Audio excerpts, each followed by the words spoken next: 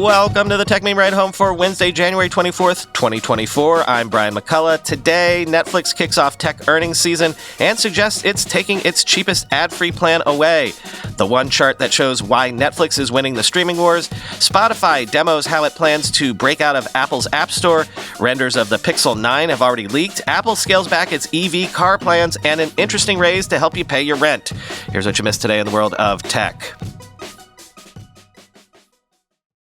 Netflix kicked off tech earnings season yesterday, reporting Q4 revenue up 12.5% year over year. The all-important paid user number was up 12.8%, handily beating estimates, and almost $1 billion in net income. Wall Street liked it. The stock was up over 13% this morning in trading. But here's the big headline. Netflix plans to retire its ad-free basic plan in some countries where ad-supported plans are available, starting with Canada and the UK in Q2 of this year. So the cheapest ad-free plans are going away. Netflix continues to become cable TV faster than you can think it ironic. Quoting The Verge.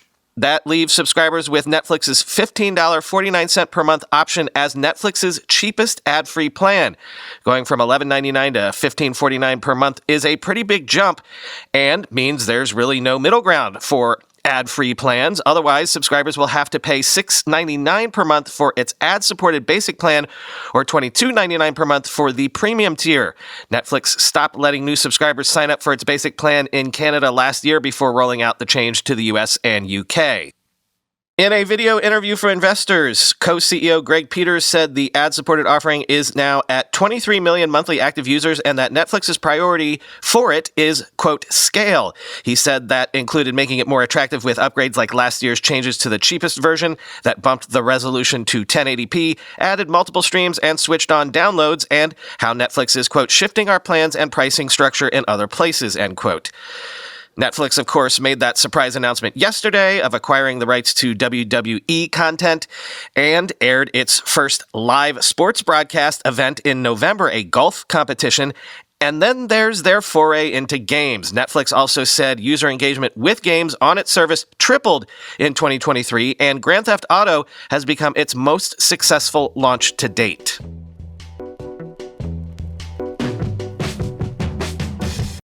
Speaking of Netflix, as the great Peter Kafka put it in his headline for this piece in Business Insider, this one chart shows how Netflix has basically won the streaming wars. Peter is not looking at raw subscriber numbers. He's looking at churn rate, how many people quit subscribing each month. Quote, this data comes to us via Antenna, a company that tracks subscription services, and it shows that Netflix consistently has a churn rate of about 2%. That's way, way below all of its competitors who, at the moment, have a weighted average of 5.3%. Churn obviously tells you how satisfied customers are with the product, and it's particularly important for streamers since their customers have become increasingly likely to quit over the last year. But even though Netflix has had blips, its churn rate has remained remarkably steady and well below anyone else, meaning no matter how often you hear people say they can't find something to watch on Netflix, they must be finding something to watch, end quote. Starz is the worst when it comes to churn. Every month, something north of 10% of their subscribers cancel. Second worst is Apple TV Plus, currently sitting at 8% churn. Then Discovery Plus, Hulu, Max, Paramount Plus, Peacock, all of them hovering in the 6 to 7% churn range. Second best performer in terms of churn, Disney Plus at only around 5%. And then way below all of them, holding almost eerily steady at 2%, Netflix. Ahead of the EU's upcoming DMA rules change, Spotify has shared iOS app mockups with full in-app payments, rolling out in part on March 7th. Apple has not yet shared details of the DMA changes it intends to make or allow, but it looks like when they get the go-ahead from Apple, this is how Spotify is going to do it. Quoting The Verge. How much of it comes to fruition depends on Apple's compliance. It is not clear whether Apple will have to freely allow developers to offer their own in-app purchases under the law. Apple has not yet shared how its policies will change. But in other countries where regulators have forced open exceptions in the App Store, Apple has found ways to limit them, as much as possible. If in-app purchases are freely allowed, the most obvious benefit would be for Spotify's core business, its premium subscription, since it'll be much easier for free users to upgrade. Gustav Gillenhammer, Spotify's vice president of markets and subscriber growth, says the new App Store rules could be game-changing for the company's audiobook and podcasting verticals too, since right now it's too difficult for users to make purchases from either, end quote. Reminder of what the Digital Markets Act is. Passed in the EU in 2022, the law targets tech giants, perhaps especially Apple, for anti-competitive practices. It restricts gatekeepers like the App Store from mandating fees, promoting their own products, or enforcing exclusive payment processors, addressing key concerns raised by companies like Spotify and Epic Games, and challenging fundamental aspects of Apple's app business model. Again, it comes into effect beginning March 7th, so Apple will have to reveal how they're handling this soon.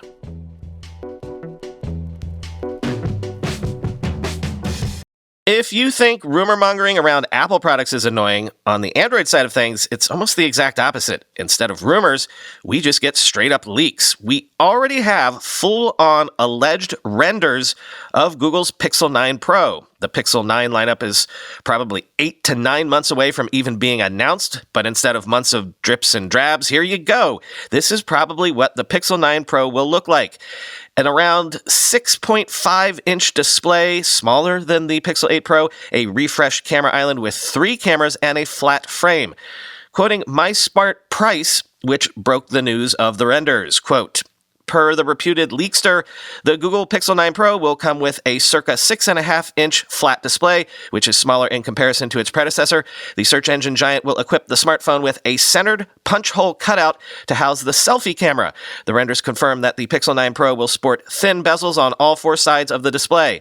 OnLeaks confirms that Google will equip the flagship smartphone with a flat frame. As the renders show, the power button and volume rockers will be present on the right side of the device. The left side of the device will be clean except for the antenna markings.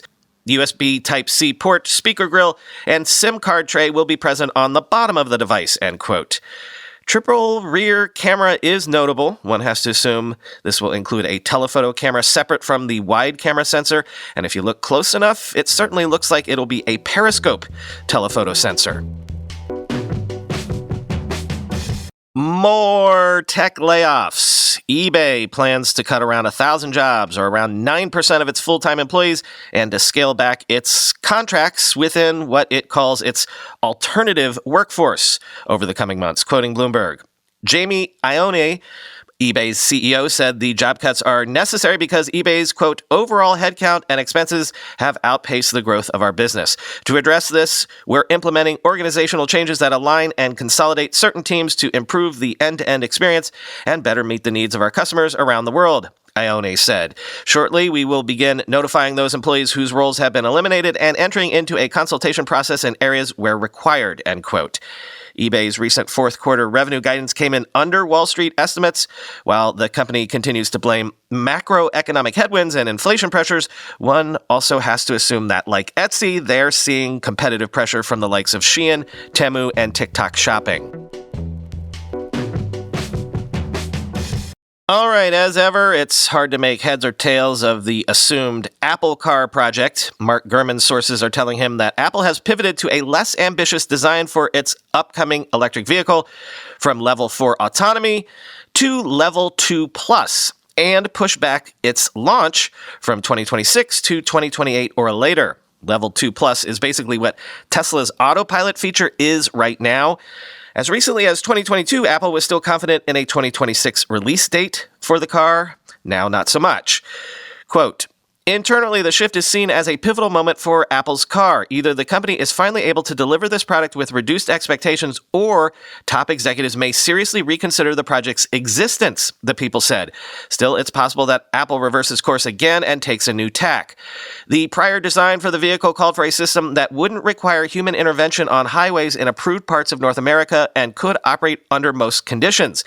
The more basic Level 2 plan would require drivers to pay attention to the road and take over at any time, similar to the current standard autopilot feature on Tesla's EVs, end quote.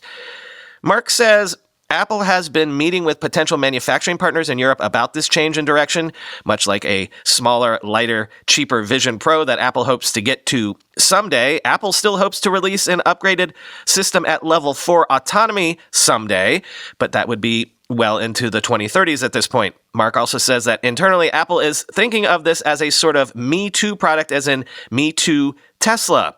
And let's not forget what this is all in aid of. Revenue growth at Apple has stalled. The Vision Pro isn't going to contribute meaningfully to that for a while. A $100,000 high-end car would, but again, not until at least the end of this decade at this point.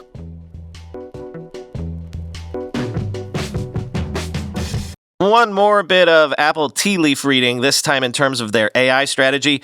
The Financial Times says Apple has quietly made 21 acquisitions of AI startups since 2017, far and away more than any of their peers.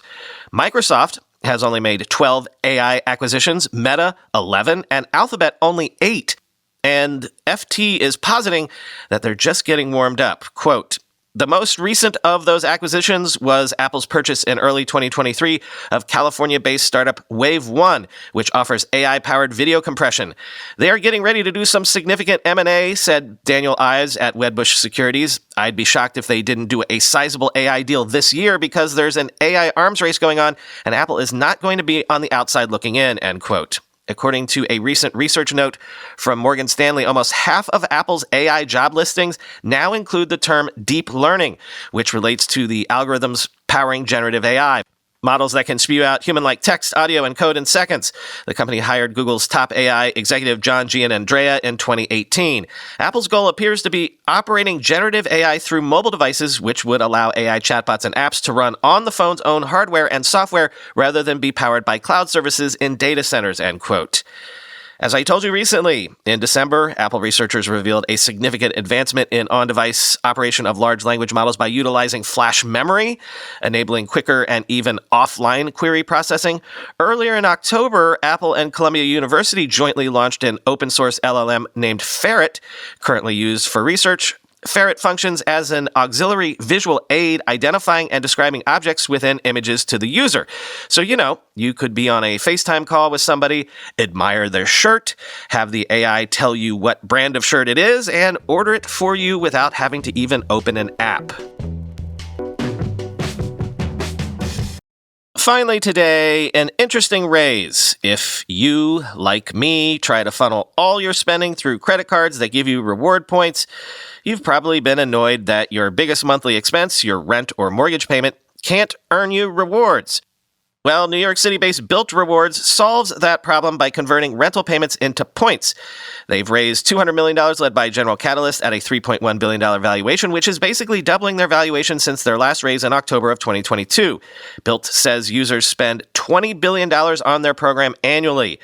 Quoting Bloomberg, cities with the most Built members include New York, Los Angeles, Dallas, Washington, and Seattle. Members earn points for certain spending, which they can redeem for rent credits or rewards with certain merchant partners, as well as transfer to outside loyalty programs like those operated by major airlines and hotel chains. Ken Chenault, the chairman of General Catalyst and the former chief executive officer of American Express, will join Built as chairman, according to Built CEO Ankur Jain.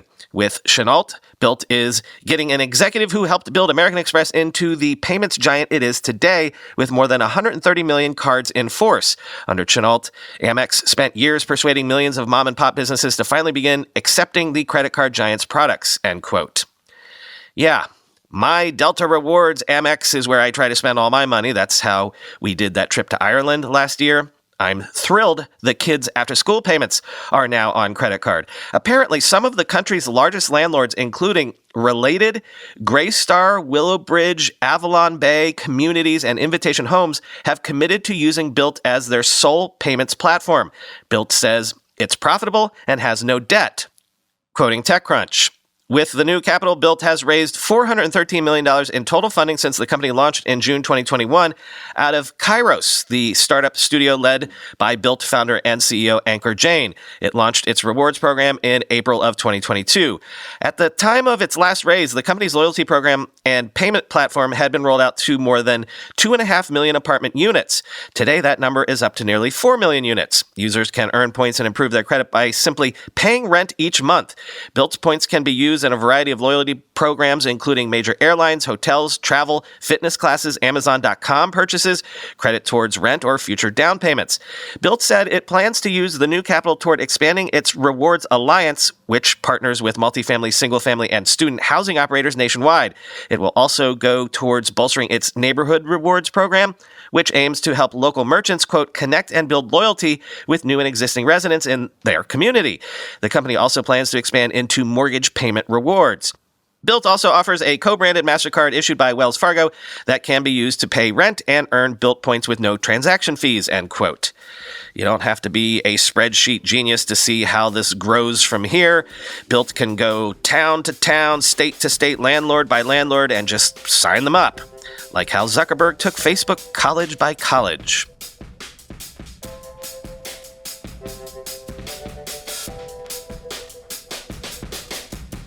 Nothing for you today. Talk to you tomorrow.